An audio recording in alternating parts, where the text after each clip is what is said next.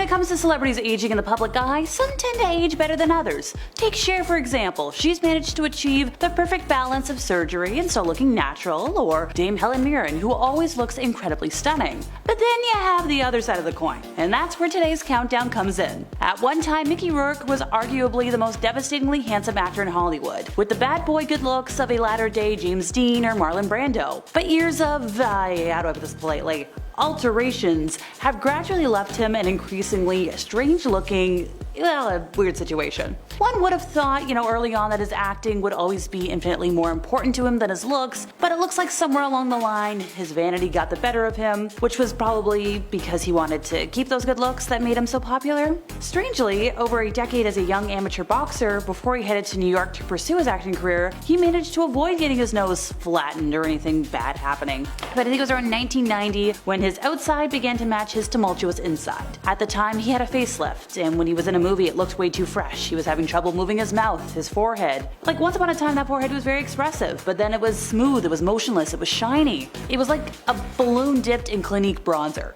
He wasn't able to smirk.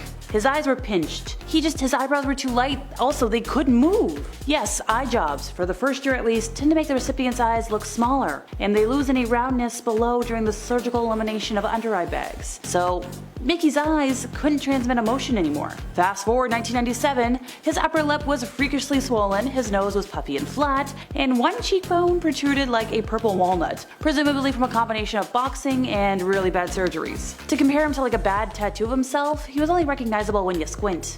And it was around 1998, once he'd finally left the ring behind for good, that his appearance began to change even more significantly. Which, yes, it was also around the time that his career took a significant dive, following a series of dud roles. Also poor career decisions. Well, reputation. This is when he considered himself a has-been, and he appeared out and about with swollen-looking lips, and his skin didn't look super great. But he always said it was the boxing damage. Okay, so his career turns around, 2002, and his appearance still isn't looking great. And now, fast forward, present time.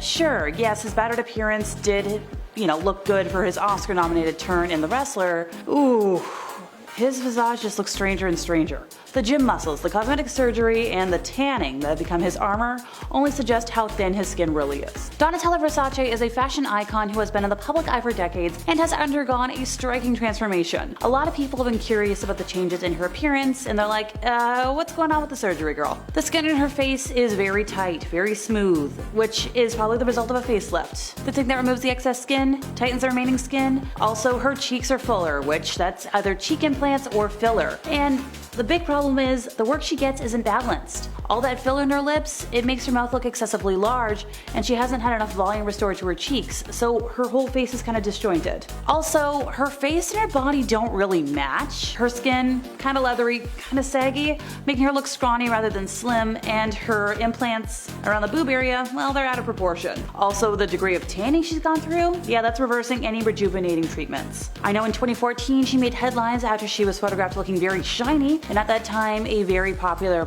plastic surgeon weighed in and said, well, where do I start? It's because she's a heavy Botox user.